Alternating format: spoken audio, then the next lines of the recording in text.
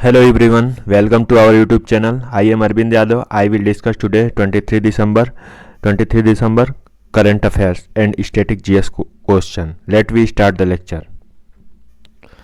First question: the name of organization that had declared the December 10 as a Human Right Day. तो 10 दिसंबर को human right day की declare कौन किया था? तो इसका करेक्ट है यूनाइटेड नेशन जनरल असेंबली. तो यूनाइटेड नेशन जनरल असेंबली ने डिक्लेयर किया था.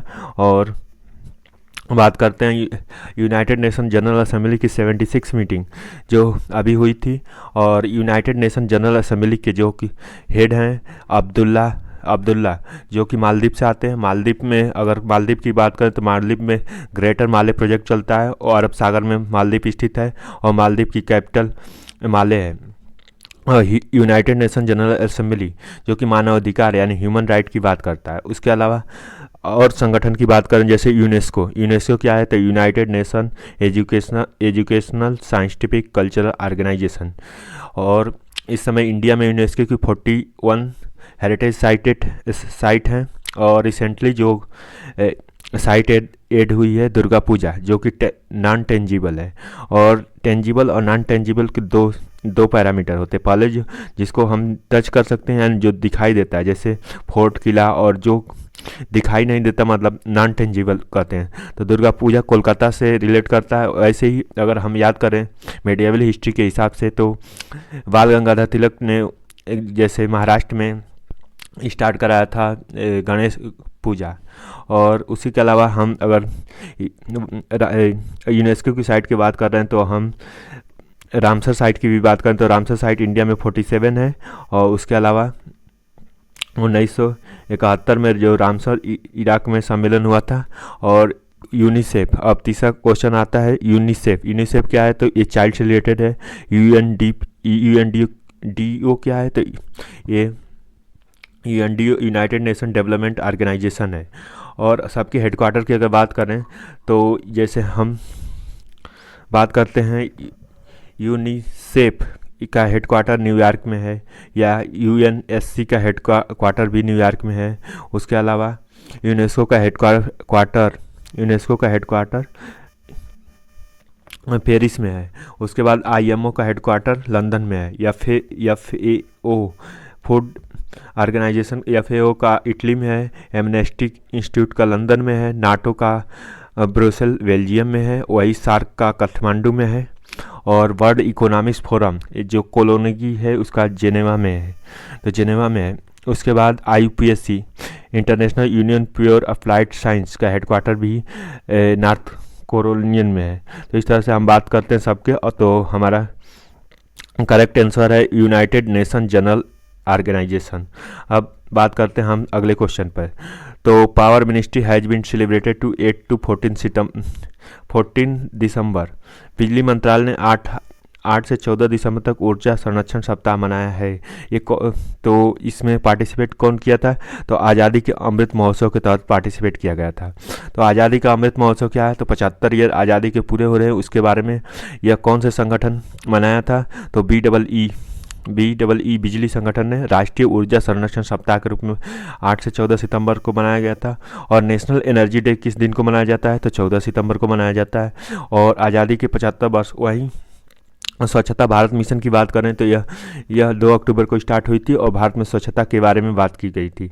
वहीं मिशन और अंत्योदय यानी अंत्योदय मतलब कि गरीब से गरीब लोगों को मेन स्ट्रीम में लाना ही इसका उद्देश्य है. अंत्योदय का मतलब होता है कि पंक्ति के आखिरी आदमी को मेन स्ट्रीम में लाना ही अंत्योदय योजना के थ्रू आता है. और इसको जेपी नारायण ने भी स्टार्ट किया था. और इस तरह से बात करते हैं तो बिजली मंत्रालय जो कि पावर कॉर्पोरेशन होता है इसने आज़ादी के अमृत महोत्सव के थ्रू अपना ऊर्जा संरक्षण सप्ताह मनाया था. अगर सर्व शिक्षा अभियान की बात करें सर्व शिक्षा अभियान तो सर्व शिक्षा अभियान की बात करें तो सर्व शिक्षा अभियान एजुकेशन के बारे में बात करते हैं. तो में लॉन्च हुई थी। अगर इसके एजुकेशन से रिलेटेड और अमेंडमेंट की बात करें तो 86 अमेंडमेंट हुआ था, और 86 अमेंडमेंट में कॉन्स्टिट्यूशन में 21A आर्टिकल जोड़ा गया था जो कि हमारा फंडामेंटल राइट है। उसके बाद DPSP में directive principle of state policy में 45 नंबर के आर्टिकल में पेरेंट्स की कंपलसरी और राज्य की ड्यूटी बनती है कि एजुकेशन दे। वहीं 11th फंडामेंटल ड्यूटी में एजुकेशन को जोड़ा गया था। पहले 10 थी, तो स्वर्ण सिंह कमेटी के अनुसार 42 कॉन्स्टिट्यूशनल अमेंडमेंट 1976 में 10 थी, और उसके बाद 11 फंडामेंटल ड्यूटी जोड़ा गया था। अब आते हैं नेक्स्ट क्वेश्चन में। तो प्रधानमंत्री नरेंद्र मोदी ने उत्तर प्रदेश के बलरामपुर में कितने रिवर को जोड़ने का प्रोजेक्ट बनाया है? तो 5 नदियों का, तो 5 रिवर। तो अगर सरयू नदी की बात करें तो सरयू नदी जो कि नेपाल से निकलती है, कर्णावती नदी नेपाल में नाम से जाना जाता है, वही सरयू नदी पहले कर्णावती होती है, फिर उसके बाद सरयू होती है, उसके बाद घाघरा होती है। तो सरयू नदी अयोध्या में सरयू नाम से जानी जाती है वहाँ, और बलरामपुर में। यह सेकेंड लार्जेस्ट रिवर है नॉर्थ इंडिया की, और ट्रिब्यूटरी ऑफ गंगा नदी को इधर से गाजीपुर, वाराणसी, गाजीपुर और बलिया से होते हुए नेपाल जाती है, उधर से घाघरा आती है, यानी बलिया में डेल्टा बनाती है यहाँ पे। और उसके बाद अगर बलिया डिस्ट्रिक्ट की बात करें तो बलिया ईस्ट यूपी का एक डिस्ट्रिक्ट है। यहाँ से उज्ज्वला योजना लॉन्च हुई थी। यहाँ मंगल पांडे का घर भी है, और उसके बाद Chittu Pandey 1942 Quit India Movement, Chittu Pandey. उसके बाद यहाँ पैरेलल गवर्नमेंट भी ऑर्गेनाइज की गई थी 1942 में, और भारत छोड़ो आंदोलन में पार्टिसिपेट किए थे। उसके बाद यहाँ का GI टैग बिंदी है, और शुगर केन फेमस है यहाँ का। उसके बाद 8 प्राइम मिनिस्टर चंद्रशेखर सिंह का घर है, और उन्हें युगा तुर्क नाम से जाना जा सकता है। उसके बाद हिंदी पोएट हजारी प्रसाद द्विवेदी जी का बर्थ प्लेस है। और यूपी में, अगर हम यूपी की बात करें तो यूपी में 404 विधानसभा सीट हैं, 100 विधान परिषद सीट हैं, और उसके बाद 75 डिस्ट्रिक्ट हैं। उसके बाद 80 लोकसभा सीट हैं, और 100 विधान परिषद सीट हैं। इस तरह से बात करेंगे। अगर हम कैनाल की बात करें, तो कैनाल क्या होता है? तो कैनाल जैसे हम एक डैम बनाते हैं, तो डैम बनाने के पर्पज़ से डैम एक मल्टीपर्पज़ प्रोजेक्ट होता है। Multipurpose project in the sense कि हाइड्रो इलेक्ट्रिक, इरिगेशन या फ्लड कंट्रोल और टूरिज्म एक साथ बहुत सारे काम कर सकता है। जैसे मतलब एक डैम से हम बहुत सारे काम कर सकते हैं। तो डैम क्या होता है? तो डैम एक रिवर के बीच, एक फ्लोइंग रिवर के बीच में एक एवेडमेंट, एक बैरियर होता है जो पानी को कंट्रोल करके एक पार्टिकुलर कैचमेंट में इकट्ठा कर दे। तो डैम बनाने से फ़ायदे, पहला तो हाइड्रो इलेक्ट्रिक सप्लाई होती है, दूसरा इरिगेशन के लिए वाटर सप्लाई होता है, क्योंकि पानी का लेवल बढ़ेगा तो हमें एक सरफेस बाकी जगहों पर इरिगेशन से वाटर सप्लाई करना आसान हो जाए। दूसरा फ्लड कंट्रोल को आसानी से, अगर वाटर को रोक दिया जाए तो बाकी जगहों पर फ्लड कंट्रोल और टूरिज्म पर्पज़ के लिए भी यूज किया जाता है। और सरयू रिवर बलरामपुर में बहती है, और इस तरह से तो डैम मल्टीपर्पज़ प्रोजेक्ट से किया जाता है। तो इसका करेक्ट आंसर 5 है। और जैसे PM नरेंद्र मोदी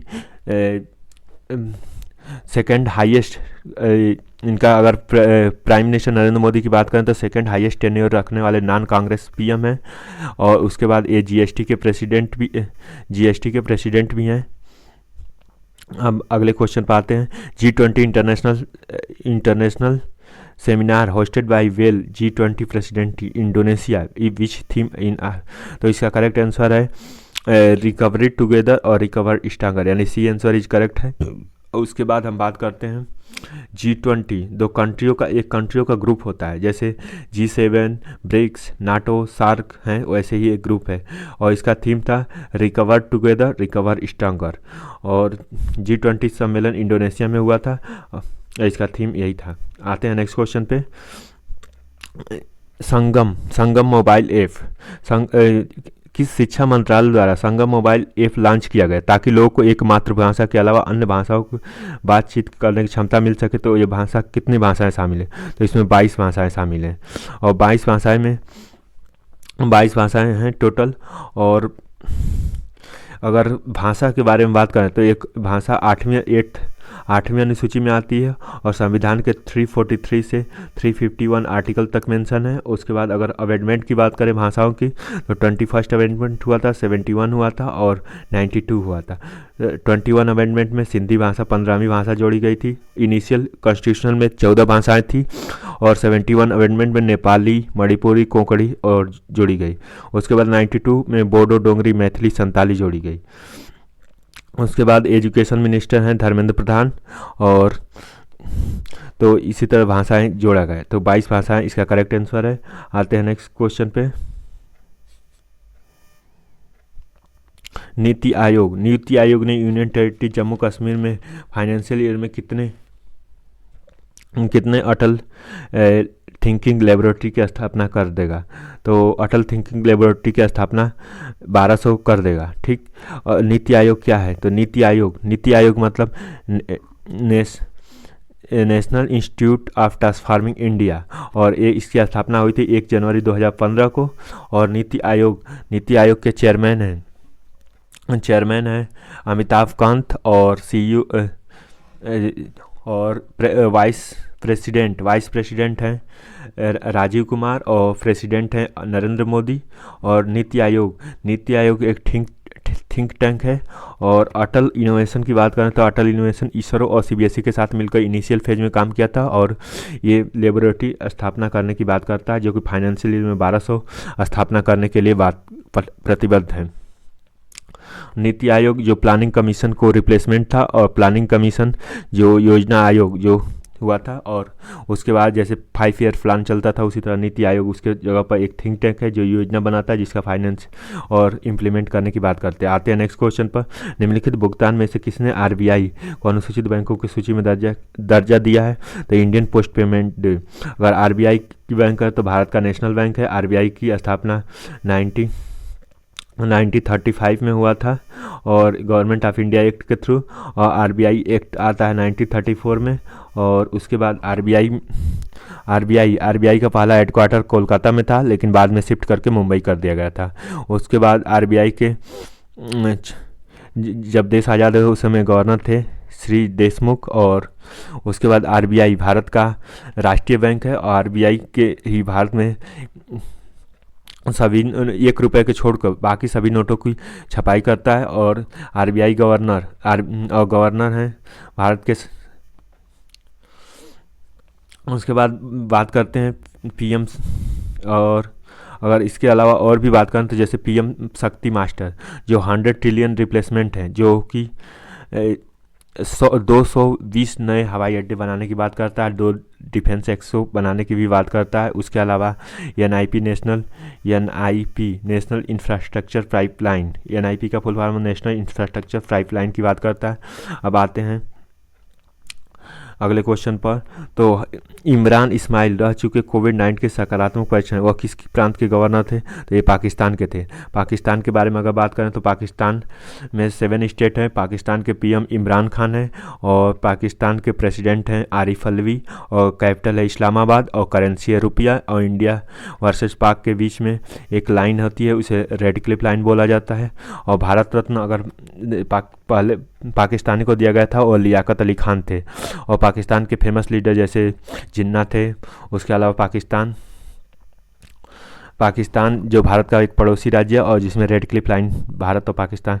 और अब बात करते हैं आईटी कंपनियों के कर्मचारियों की घर सरकार की अनुमति दी है कि आईटी कर्मचारियों घर, तो 31 जुलाई इसका करेक्ट आंसर है। और 31 जुलाई को इन्हें कर्मचारियों को अपने घर वर्क फ्रॉम होम रहेगा 31 जुलाई तक।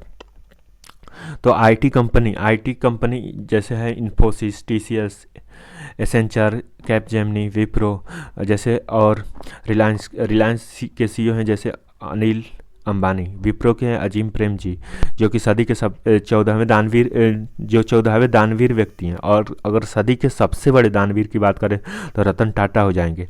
और टाटा ग्रुप आता है। उसके बाद 31 मार्च को वित्तीय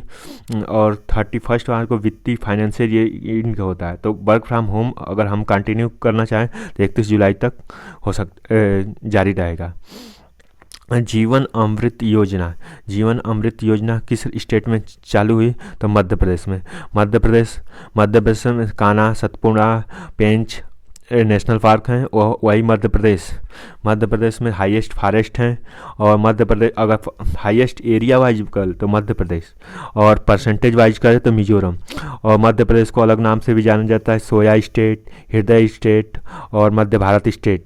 मध्य प्रदेश में नर्मदा, ताप्ती, चंबल, सोन नदियाँ बहती हैं। मध्य प्रदेश में 52 डिस्ट्रिक्ट हैं और 52वां डिस्ट्रिक्ट टीकमगढ़ से कट के निवाड़ी डिस्ट्रिक्ट बना था। और टीकमगढ़ के सांसद हैं वीरेंद्र कुमार, और वीरेंद्र कुमार जो कि सामाजिक और न्याय मंत्री हैं। मध्य प्रदेश का हाई कोर्ट है जबलपुर में, और सबसे क्लीन सिटी है इंदौर। और मध्य प्रदेश भोपाल, अगर मध्य प्रदेश की कैपिटल की बात करें तो भोपाल। और भोपाल की बात करें तो भोपाल में 2 लेक पाई जाती है, अपर लेक प्लस लोअर लेक, और दोनों को मिल के बनता है भोजताल। और भोजताल जो कि रामसर साइट है। और भोपाल मेट्रो का नाम राजा भोज मेट्रो हो गया है। उसके अलावा भोपाल में के पास अगर एंशियंट की बात करें तो भीमबेटका की गुफा भी पाई जाती है। उसके अलावा भोपाल से पास में सांची स्तूप भी पाया जाता है जो कर्क रेखा को काटती है। और इंदौर फर्स्ट क्लीन सिटी है और सेकंड क्लीन सिटी सूरत है। और भोपाल के बारे में और बात करें तो भोपाल में वन मैनेजमेंट सेंटर भी है। अब बात करते हैं नेक्स्ट क्वेश्चन पर। Recently renowned actor Irfan Khan pass, तो इरफान खान की डेथ हो गई थी। वो कौन से मूवी बनाए थे? तो भाग मिल्खा भाग। अब आते हैं स्टैटिक पोर्शन पर। स्टैटिक पोर्शन कवर करेंगे और जो कि स्टैटिक क्वेश्चन जो कि आते हैं। तो हमारा अगला क्वेश्चन है कि मैच कॉलम ए को कॉलम बी से मैच करना है। तो जैसे कर्मा, दासा कर्मा जो कि है द स्लेव्स, यानी फर्स्ट का बी हो गया। तो फर्स्ट का बी हो गया। उसके बाद भटका यानी दो का वेज अर्नर हो जाता है, वेज अर्नर यानी 2 का ए यानी। और उसके बाद 3 और तीसरा का फ्री अहनका जैसे अहनका है तो अहनका का हो जाता है अहनका का फ्री लेबर यानी सी हो जाता है। तो इस तरह से अगर ऑप्शन करें तो हमारा फोर्थ ऑप्शन करेक्ट हो जाता है। फोर्थ नहीं मतलब ए वाला, बी वाला ऑप्शन करेक्ट हो जाता है, बी ऑप्शन करेक्ट हो जाएगा। ठीक, अब आते हैं नेक्स्ट क्वेश्चन पे। लैंड फिक्सिंग मतलब किस सुल्तान ने लैंड फिक्सिंग जमीन मापी की भू राजस्व किया? तो तुगलक फाउंडेड, तो गयासुद्दीन तुगलक हुआ था। उसके बाद गयासुद्दीन तुगलक जो कि तुगलक वंश के फाउंडर की बात करें तो गयासुद्दीन तुगलक था जिसके मदर जाट थी और फादर कैरोना तुर्क था। और मोहम्मद बिन तुगलक को मलिक उल गाजी नाम फेमस से जाना जा सकता था। मोहम्मद बिन तुगलक दीवाने ए अमीर एका नाम से एक लैंड फिक्सिंग स्टार्ट किया था। उसके अलावा ये 60 वर्ग दुग्गा नाम से चालू किया था। ये सिक्कों को अल सुल्तान जिल्ली अलाह कहता था। अल सुल्तान जिल्ली अलाह नाम से भी जाना जा सकता है। तो इसके करेक्ट आंसर अगर हम बात करें तो अलाउद्दीन खिलजी और ऑप्शन सी करेक्ट हो जाता है। उसके बाद आते हैं नेक्स्ट क्वेश्चन पे। और नेक्स्ट क्वेश्चन है कि सूची 1 और सूची बी को मिलान करना है, जिसमें से अमीर खुसरो, जियाउद्दीन बर्नी, इब्न बतूता और डी इसामो। तो अगर हम बात करें अगर पहले से इब्न बतूता के बारे में, तो पहले इब्न बतूता के बारे में कुछ पॉइंट जानते। तो इब्न बतूता मोरक्को से आया था जो कि 1325 ईस्वी से 31 तक रहा था। उसके बाद ये अफ्रीका से आया था। और मोहम्मद बिन तुगलक ने इसे काजी नियुक्त किया गया था। 1342 में इसे भारत सुल्तान का एम्बेसडर बना के इसे चाइना भेजा गया था। इसने बुक किताबुल उल रहला लिखा था। इब्न बतूता किताबुल यानी सी का सेकंड हो जाता है। तो सी का सेकंड अगर देखें तो सिर्फ 2 ही ऑप्शन बचते हैं। उसके बाद इसने डाक व्यवस्था की स्थापना की थी। उसके बाद अगर इसमें तो इसका करेक्ट आंसर अगर अमीर खुसरो की बात करें तो आशिकी हो जाता है यानी। और उसके बाद जियाउद्दीन बर्नी की तारीख फिरोजशाही हो जाती है। और उसके बाद तो बी ऑप्शन करेक्ट हो जाता है। आते हैं नेक्स्ट क्वेश्चन पे। तो चौथा, अगर यूरोपीय शक्ति को प्रवेश के संबंध में निम्नलिखित को बयानों को, तो पुर्तगाली ने 1490 में गोवा पर कब्जा कर लिया। तो ये क्वेश्चन गलत है, क्योंकि अगर हम देखें तो मतलब पूछा है कि कौन सा बयान गलत सही नहीं है, यानी रॉन्ग स्टेटमेंट बताना है। तो पुर्तगालियों ने ये गोवा पर 1510 में उसने कब्जा किया था। तो यानी ये ऑप्शन सही है। अब कुछ बात इंपॉर्टेंट पॉइंट को बात करते हैं। तो पुर्तगाली जैसे कि 1498 में 20 मई 1498 को समुद्री मार्ग से कालीकट से वास्को डिगामा भारत में एंट्री किया था। उसको रास्ता कौन बताता? अहमद इबन मजीद नामक एक व्यक्ति, जो गुजराती व्यक्ति था, उसने इसे समुद्री मार्ग से रास्ता बनाया था वास्को डिगामा को। और वास्को डिगामा जब इंडिया आया तो उसने जमोरियन ने उसका स्वागत किया और उसने काली मिर्च का व्यापार किया। काली मिर्च के व्यापार को उसने 60 गुना ज़्यादा फायदा कमाया।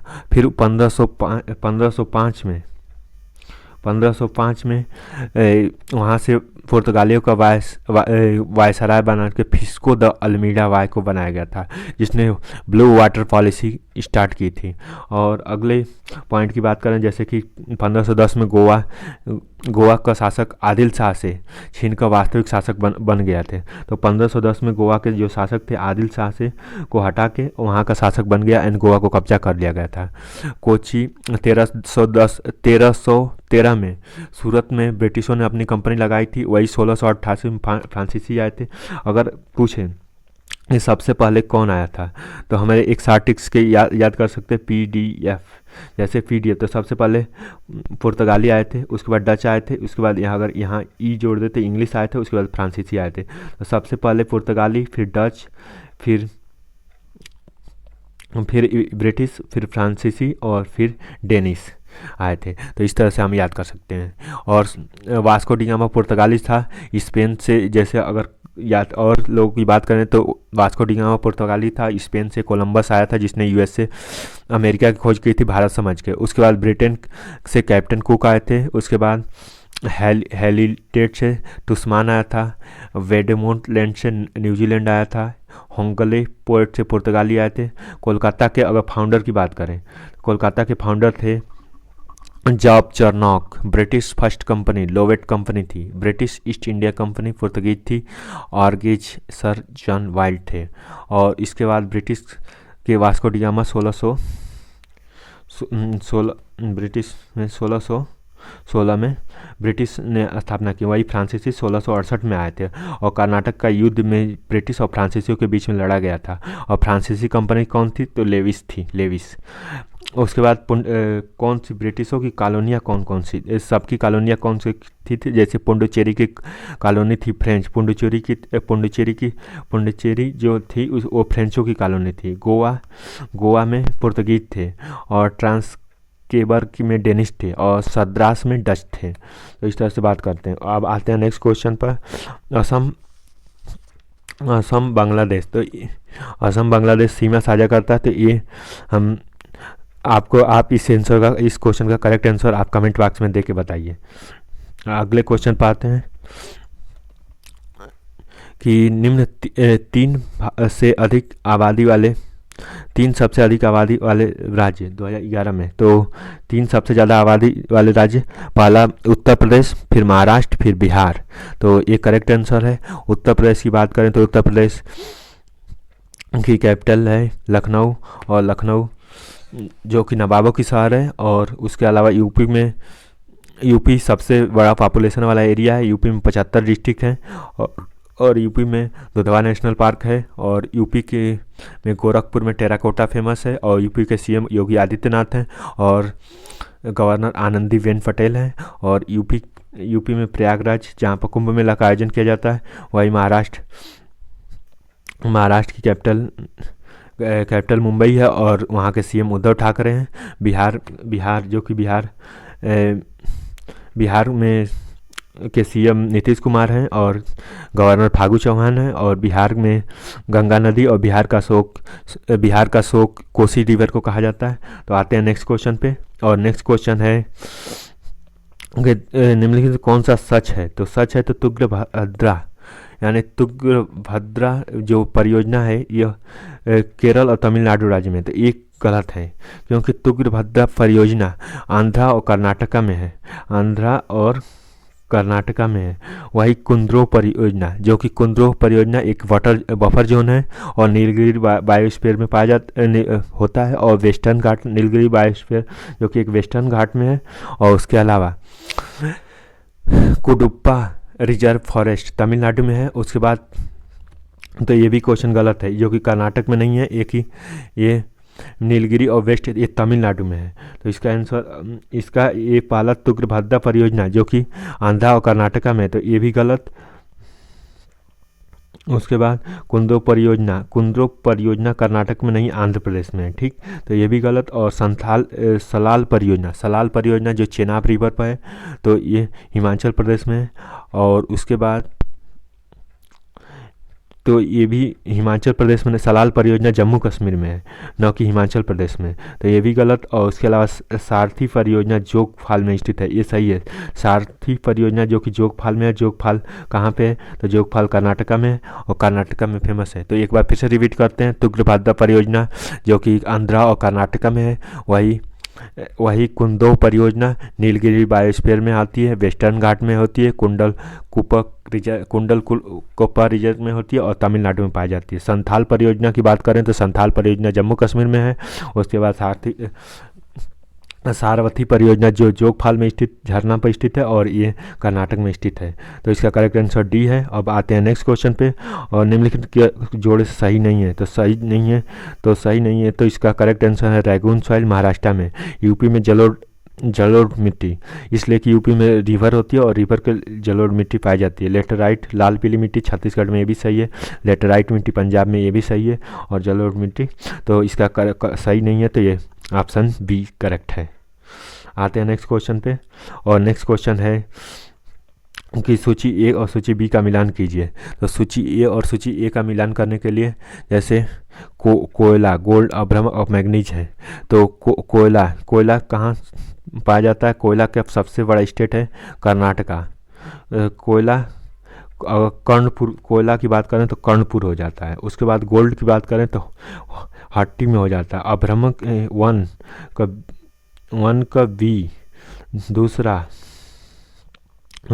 हट्टी की बात करें तो ती, और सी का बात करें तो फोर्थ, और डी का बात करें तो फर्स्ट, यानी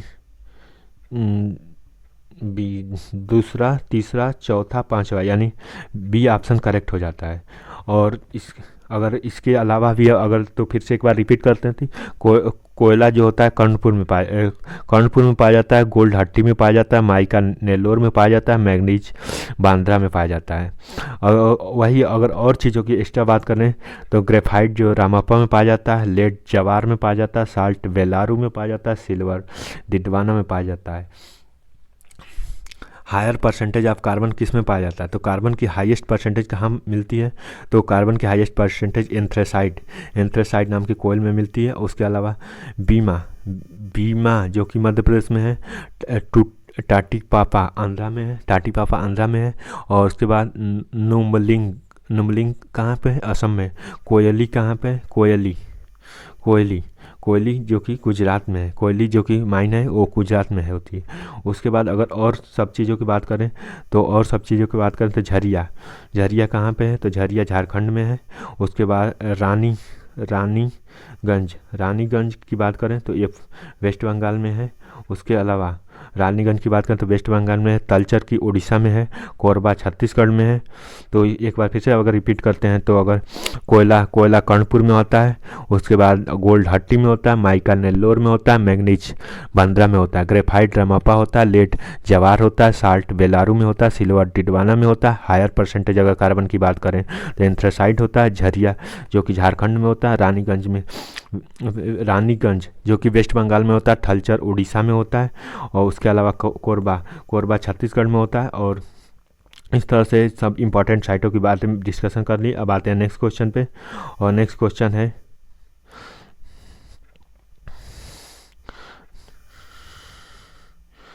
नेक्स्ट क्वेश्चन, तो काफ़ी उत्पादक झरी हायर परसेंटेज ऑफ, मतलब निम्नलिखित कथनों पर विचार कीजिए। भारत में प्राकृतिक रबड़ का उत्पादन किया जाता है केवल दक्षिण भारत में। ये बात सही है क्योंकि उसके लिए क्लाइमेट डिपेंड करती है।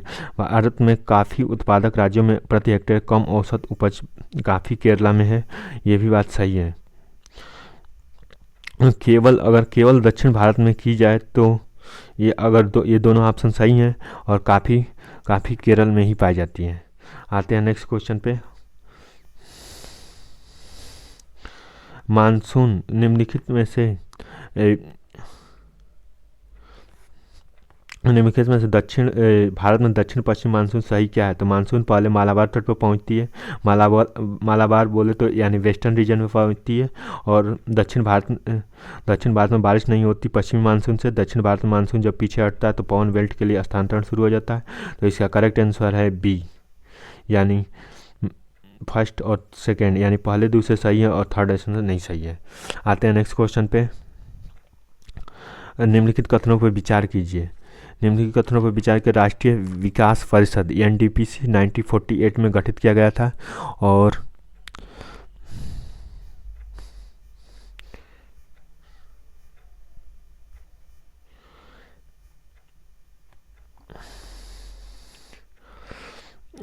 राष्ट्रीय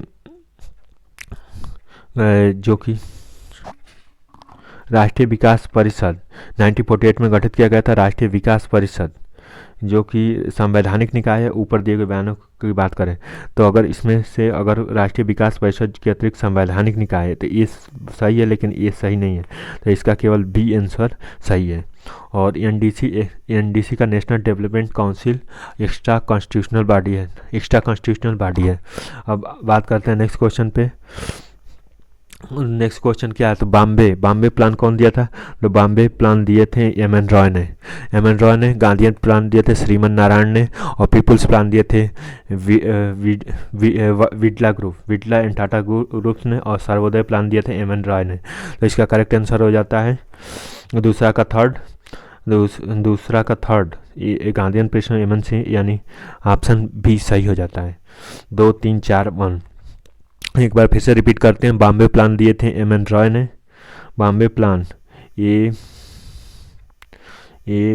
B C D Bombay plan दिए थे एम.एन. रॉय ने। और उसके बाद और पहला तो ऐसे Bombay plan M N. Roy, Gandhian president Shriman Narayan, people's plan Birla group और सर्वोदय प्लान जे.पी. नारायण।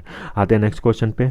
और नेक्स्ट क्वेश्चन है कि who is the first administrative statement in attempt the planning as means of economics development. तो इकोनॉमिक्स डेवलपमेंट के बारे में प्लान किसने दिया था? तो एम विश्वेश्वरैया कौन है? एक सिविल इंजीनियर हैं। इनका जन्मदिन 15 सितंबर को इंजीनियर डे में सेलिब्रेट किया जाता है। और हीराकुंड डैम जो कि 61 मीटर हाइट पर है, जो कि हीराकुंड डैम उड़ीसा में बनाया था, इन्हीं के देखरेख में बना था। उसके अलावा ये चंबल नदी मध्य प्रदेश और राजस्थान में बहती है। टेहरी डैम कहाँ पे है? तो टेहरी डैम भागीरथी पर स्थित है। और उसके बाद सूखा जल विद्युत परियोजना कहाँ पे है? तो भूटान में है। उसके बाद अलमाटी बांध कहाँ पे है? तो कृष्णा नदी पर है। उसके बाद पोंग डैम क्या है? ब्यास नदी पर है। कालीवड़ बांध कहाँ है? रामगंगा नदी पर। महाकाली नदी 1996 में। कावेरी वाटर डिस्प्यूट किन राज्यों में है? कावेरी वाटर डिस्प्यूट तमिलनाडु, कर्नाटका और पुडुचेरी और केरला में है। तो कावेरी वाटर डिस्प्यूट पुडुचेरी, कर्नाटका और अगर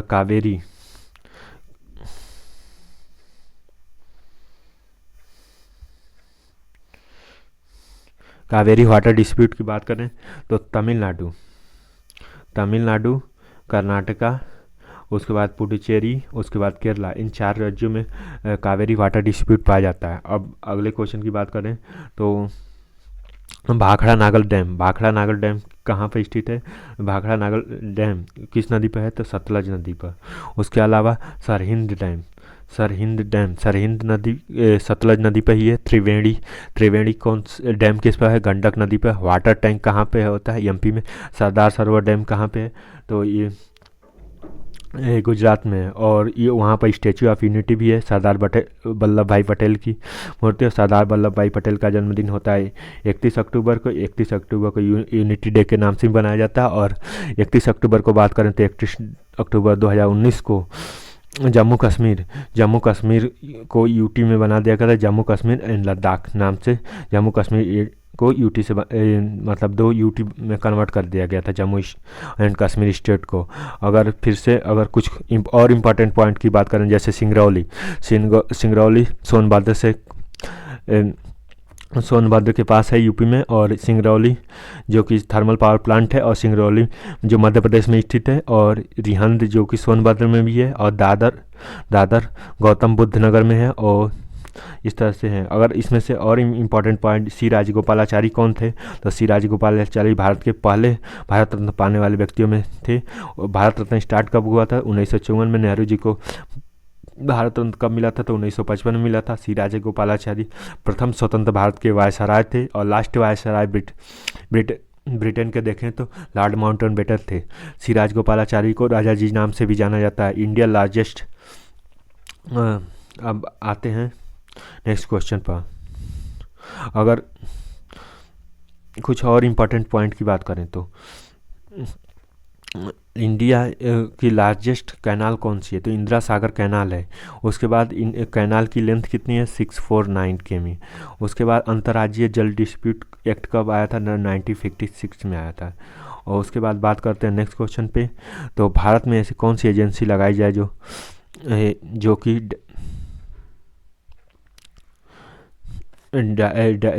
कि ग्रेड और मानवीकृत करने में काम आते? विपणन एंड निरीक्षण निदेशालय यानी डायरेक्टिव एंड मार्केटिंग इंस्पेक्शन की बात करता है। और इस तरह से इकोनॉमिक्स में जैसे जीडीपी, एनटीपी, ये टर्म इंपॉर्टेंट हो जाते हैं। आते हैं नेक्स्ट क्वेश्चन पर। भारतीय कृषि आमतौर पर भूमि डराने वाला, श्रम, अधिवेश और अर्थव्यवस्था के नाम पर एक करेक्ट हो जाता है। इंडियन एग्रीकल्चर, भारत में मेजॉरिटी पॉपुलेशन एग्रीकल्चर पर डिपेंड करती है। एग्रीकल्चर भारत का मेन सोर्स ऑफ इनकम है। और एग्रीकल्चर भारत की मेजॉरिटी पॉपुलेशन एग्रीकल्चर पर डिपेंड करती है। और भारत का एक प्राइमरी सेक्टर में आता है। और उसके बाद बात करते हैं नेक्स्ट क्वेश्चन पर। तो इसमें से कौन सा करेक्ट मैच नहीं किया है? तो करेक्ट मैच नहीं करने का अगर सही एक तो रिलायंस इंडस्ट्रीज मुकेश अंबानी, ये सही है। विप्रो आर कृष्णमूर्ति, ये गलत है। और उसके बाद एयरटेल भारती मित्तल सही है। और उसके बाद नैनो, ये भी सही है। तो हम बात करते हैं कि विप्रो के सीईओ कौन है? तो विप्रो के सीईओ की बात करें तो अजीम प्रेमजी हैं। वहीं इन्फोसिस के नंदन नीलेकर्णी है। टाटा के टाटा ग्रुप है। अडानी के अडानी ग्रुप है। अडानी कंस्ट्रक्शन है। तो रिलायंस के मुकेश अंबानी, विप्रो के अजीम प्रेमजी, एयरटेल के भारती मित्तल, नैनो कार के रतन टाटा, उसके बाद इन्फोसिस के नंदन नीलेकर्णी। आते हैं नेक्स्ट क्वेश्चन पे। और अशोक लिंडेला हिंदुजा, उसके बाद हिंडोला इंडस्ट्रीज, एबी बिरला, सुजला तुलसी। दिए गए में से सही कथन बताइए। तो इसमें से सही कथन अगर हम देखें तो ये option A, B, C, D तीनों सही हैं। मतलब पहला भी सही है, दूसरा भी सही है, तीसरा सही है, यानी D option is correct answer. अब बात करते हैं नेक्स्ट क्वेश्चन पे। तो cholera disease, cholera and cholera disease bacteria से होती है, ये बात सही है। बैक्टीरिया डिजीज से होती है। कौन से वायरस से होती है? विविरो कोलेरा नामक वायरस होती है। और उसके बाद एथलीट के पैर में वायरस के कारण होने वाली बीमारी ये गलत है। एथलीट के पैर में जो कि डिजीज होती है वो फंगल डिजीज होती है। और उस fungal disease in the sense कि दांत खाज की बीमारी। उसके अलावा और कुछ चीज़ों की बात करें, जैसे मादा मच्छर की डिजीज होती है। मादा एनफ्लूएंजा मच्छर काटने से होती है। और सबसे ज़्यादा मच्छर से बीमारी होने में मच्छर से यानी डेंगू होने के सबसे कारण है अफ्रीकन कंट्री में। और 7 लाख से ज़्यादा लोग पर ईयर डेंगू से अफेक्टेड हो जाते हैं। जैसे वहीं बात करें एक्वायर्ड ह्यूमन डिफिशियंसी सिंड्रोम, ये भी एक इम्यून सिस्टम को ख़त्म कर देती है। और एड्स डे बनाया जाता है 1 दिसंबर को। और इसके वायरस होते हैं HIV, acquired human deficiency virus. और ये इम्यून सिस्टम को ख़त्म कर देती है। वही बैक्टीरियल डिजीज है, एक बैक्टीरियल डिजीज है। एथलीट के पैर में से ये डिजीज का ये वायरस से नहीं होता बल्कि ये फंगल डिजीज है, और फंगल डिजीज है तो ऑप्शन ए करेक्ट हो जाएगा इसमें। उसके बाद अगर हम कोविड की बात करें, अगर डिजीज की बात करें तो कोविड जो कि इम्यूनिटी सिस्टम को ख़राब कर देता है। कोविड के बाद अगर कोविड के बाद जैसे वेरिएंट है डेल्टा था, कप्पा था, उसके बाद अब नया वेरिएंट आया है ओमिक्रॉन। तो कोविड कहाँ से स्टार्ट हुआ? तो कोविड वुहान सिटी चाइना से स्टार्ट हुआ था, जो दिसंबर 2019 को स्टार्ट हुआ था। कोविड से इफेक्ट क्या होते हैं? तो लंग डिजीज हो जाती हैं और ब्रीथिंग इश्यू क्रिएट हो जाते हैं। उसके बाद मेथनोग्लोबिया टीथ डिजीज होती है। उसके बाद मेथाइली डाइफ्लोराइड से मेथनोग्लोबिया होता है। उसके बाद नाइट्रिक ऑक्साइड से क्या होता है? पीला पड़ जाना, यानी ब्लू बेबी सिंड्रोम, यानी छोटे बच्चों के लिए पीला बन जाता है। इन्हें ब्लू बेबी सिंड्रोम नाम से भी जाना जाता है। अगर वही टाइफाइड की बात करें तो टाइफाइड का टेस्ट करते हैं विडाल टेस्ट से, और साल्मोनेला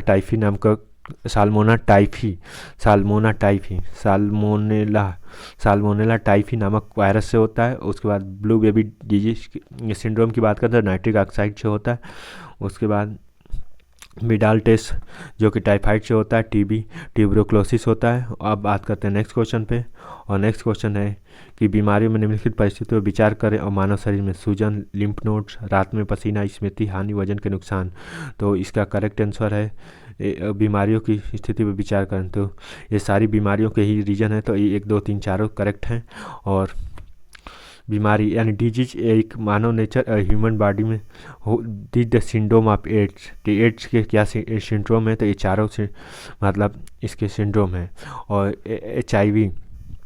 HIV वायरस होता है, और इसमें 7 लाख से ज़्यादा लोग पीपल अफेक्टेड हैं। और उसके बाद ये इम्यूनी सिस्टम को ख़राब कर देता है, यानी रोग से लड़ने की क्षमता को ख़राब कर देता है। उसके अलावा इसमें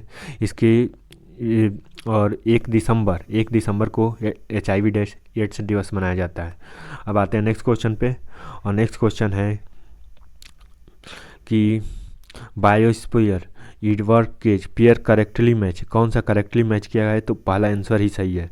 इकोसिस्टम ये नहीं है, इकोलॉजी एजी ट्रांसले नहीं है, और बायोस्फीयर एजी ट्रांसले भी नहीं है। उसके बाद बात करते हैं बायोस्फीयर, तो एजी इसका पहला आंसर सही था। आते हैं नेक्स्ट क्वेश्चन पे, एजेंडा 21 क्या है? तो एजेंडा 21 है कि संयुक्त राष्ट्र की कार्य योजना पर मानवाधिकार को, और ये 21 अध्याय की पुस्तक बुक है, गलत है। यह टिकाऊ के लिए कार्य योजना है, यानी सी सही है। और ये चुनाव के लिए अगले एजेंडा सार्क की अगली बैठक, ये भी गलत है। और कोप यानी एजेंडा 21 क्या है?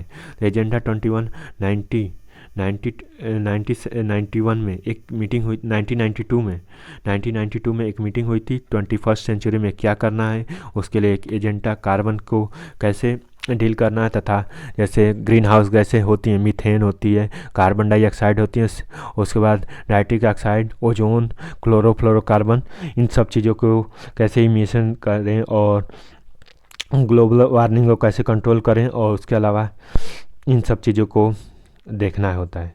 तो इसका करेक्ट आंसर है यह टिकाऊ और कार्य योजना। यह नेक्स्ट 21st सेंचुरी के लिए क्या हमारी प्लानिंग होनी चाहिए, इसके बारे में बात करते हैं। वैसे ही एजेंडा 21 के अलावा भी जैसे मॉन्ट्रियल प्रोटोकॉल, उसके बाद अलग अलग सम्मेलन होते रहते हैं। तो thank you for watching this lecture, and I hope आपको लेक्चर समझ में आया। Have a nice day.